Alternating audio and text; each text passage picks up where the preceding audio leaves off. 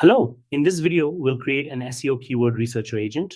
First, from your dashboard, click on Create Agent, give it a name and create it. Once the agent is created, we'll define its behavior. For example, you are an SEO Keyword Researcher Agent. Greet the user and ask them to provide a keyword. Once the keyword is given, ask how many results they'd like to see. For example, 5, 7, or 10. Use the web search tool to find related keywords, search intent, and long tail variations. Summarize the requested number of best results in a clear and easy to understand markdown format. Do not include links and respond only with the final research results. So now send the prompt. Our agent is updated. Next, we'll add a web search tool. Click on web search, then add the Google search URL and click on connect. The web search tool is now connected. Now we'll deploy our agent. Click on deploy, and once it's deployed, we can start testing. Click on test agent and start a conversation. The agent asks for a keyword. Let's enter AI agent.